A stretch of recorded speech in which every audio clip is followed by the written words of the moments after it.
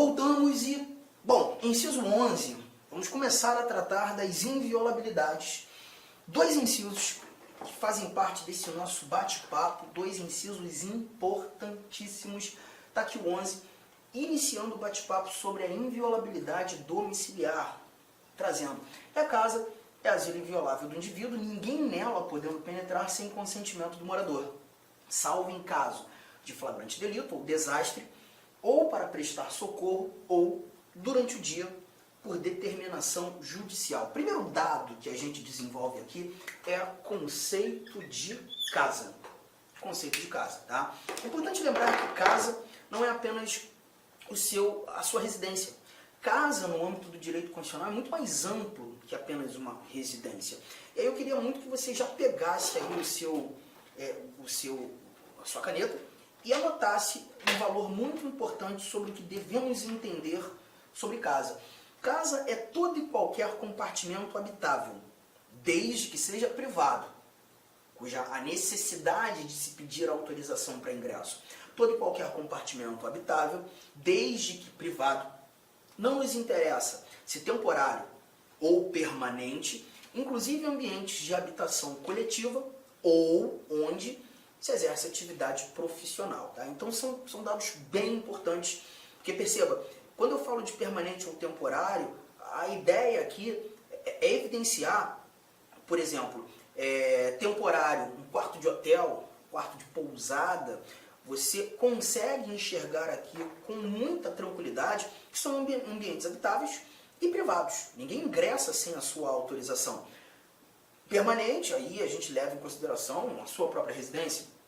E quando falo, inclusive, de ambientes onde se exerce atividade laborativa, atividade profissional, poderíamos também concluir escritórios, consultórios, onde a atividade profissional é exercida, locais habitáveis e privados, e haja a necessidade de autorização para ingresso. Então, casa tem uma proteção ou uma semântica muito maior do que apenas uma residência, e a proteção aqui se encontra. Só que quando lendo esse nosso inciso 11, a gente percebe que ninguém pode penetrar sem consentimento do morador, salvo em alguns casos. Então a primeira exceção é justamente quando há o consentimento do morador. Se há o consentimento do morador, não há que se falar em violação. E aí as outras informações, flagrante delito, desastre, prestação de socorro e durante o dia por determinação judicial. Vamos fazer então as nossas anotações no que tange a inviolabilidade domiciliar. Inciso 11, inviolabilidade domiciliar. Tá? As exceções, a violação, o flagrante delito,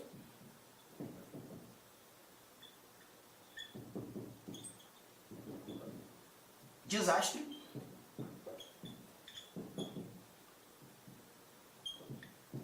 prestação de socorro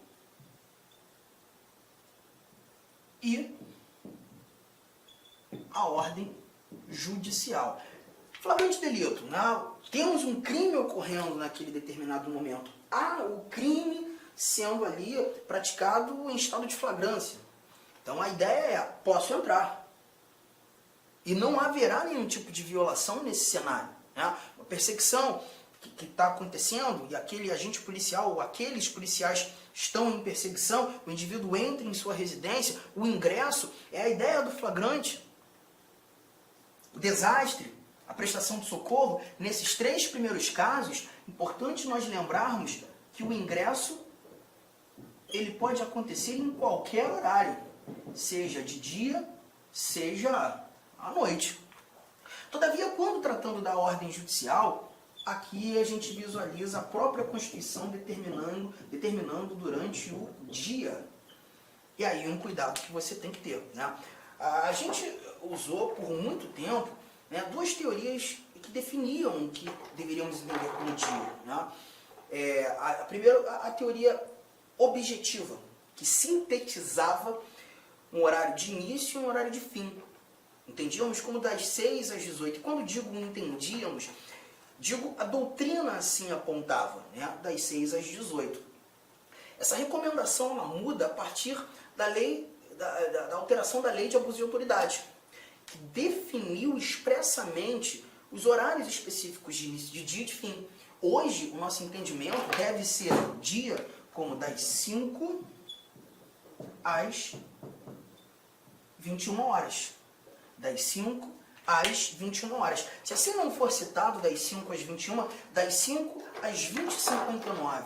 Mas você vai perceber com clareza que, nesse caso, há um apontamento legal estabelecendo efetivamente o que é durante o dia. Então das 6 às 18 eu esqueço. Na realidade, a doutrina trazia esse horário justamente pela falta de uma informação prevista expressamente em lei.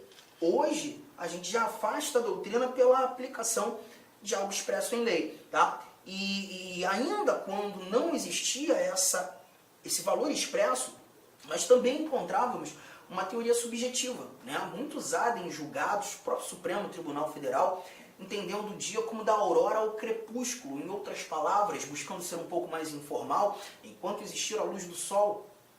Mas hoje é isso que você vai guardar. Tudo bem? Um outro ponto importante, e é uma orientação do Supremo, é a ideia do flagrante delito. Né?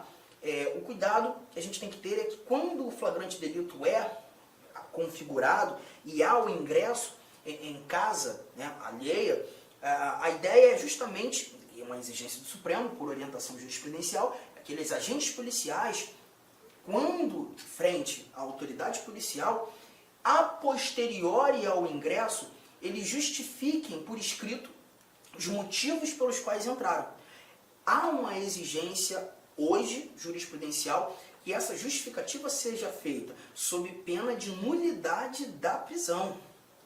Então é muito importante que ingressei, pois evidenciei o flagrante delito, cumpri aquilo que deveria ser cumprido, a prisão foi efetuada, quando chegando à delegacia, junto à autoridade policial, a posteriori a todo aquele cenário, justificar por escrito os motivos pelos quais o ingresso em domicílio foi ali executado. Tá? Isso é muito importante, a gente não encontra essa informação prevista, mas é uma informação, orientação jurisprudencial, Supremo Tribunal Federal, uma orientação no ano de 2018, quando o Supremo julgou um recurso extraordinário, inclusive em decorrência de uma atividade que aconteceu pela Polícia Militar do Estado de Rondônia. Né? Pararam uma caminhonete, né, na rua, e dentro dessa caminhonete eles deflagraram substâncias ilícitas, ali tinha entorpecentes, e aí aqueles agentes policiais simplesmente perguntaram de onde o indivíduo vinha, e ele diz que vinha de uma determinada residência. Os policiais foram até lá, entraram sem ordem judicial, mas encontraram um quantitativo gigantesco de tráfico, né, de entorpecentes ali dentro. E aí o flagrante delito foi configurado. Nesse episódio, o Supremo Tribunal Federal acabou sendo provocado depois de toda uma tramitação de processo, buscando inclusive ter do Supremo que essa atividade policial ela foi arbitrária, que deveria tornar nula a prisão. Mas o Supremo não entendeu pela nulidade, evidenciando o flagrante delito, mas exigiu, a partir desse julgado, que essa justificativa a posteriori fosse feita quando do flagrante delito configurado e o ingresso em domicílio. Tá? Então são informações fáceis, tranquilas, que a gente retira desse assunto inviolabilidade domiciliar. Vamos mais, vamos avançar agora sim, chegando ao nosso inciso 12. Esse aqui acaba dando um pouco mais de trabalho. A gente conversa bastante sobre a inviolabilidade das comunicações. E aí o inciso 12 já traz pra gente essa informação aqui prevista. Vamos lá? Diz o seguinte, ó, é inviolável o sigilo da correspondência, das comunicações telegráficas, de dados, das comunicações telefônicas, salvo no último caso por ordem judicial, nas hipóteses e na forma que a lei estabelecer para fins de investigação criminal ou instrução processual penal. Primeira coisa que eu vou fazer já será apresentar aqui as comunicações que foram categoricamente protegidas no âmbito da inviolabilidade das comunicações. E quando tratando da inviolabilidade das comunicações, temos aqui as correspondências, Temos aqui as comunicações telegráficas. Olá, meus amigos, minhas amigas. Inicialmente eu peço licença a vocês, pois interrompi os seus estudos, mas essa videoaula é uma videoaula demonstrativa para você conhecer o nosso curso aqui da La Concursos. É um curso 100% focado no concurso da Universidade Federal do Rio de Janeiro para o cargo de assistente em administração. Cara, um curso muito competitivo que eu tenho certeza absoluta, se você seguir as nossas orientações pedagógicas, se você assistir as nossas videoaulas, prestar bastante atenção, você vai ter reais chances de aprovação. O que você estuda vai ser aquilo que vai ser cobrado na prova. Professor, quanto custa, professor, o restante dessa videoaula e muito mais, né?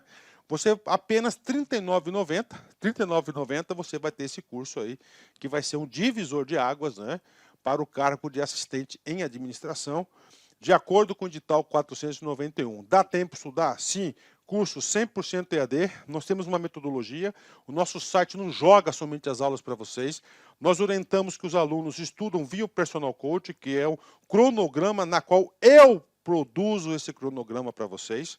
Pessoalmente, eu faço aqui o pedagógico da La Concurso para fazer a diferença. Bacana? Gostou? Tem um link aqui embaixo. Clique nesse link, venha estudar com a gente para o concurso da Universidade Federal do Rio de Janeiro. Forte abraço, fique com Deus. Tchau, tchau.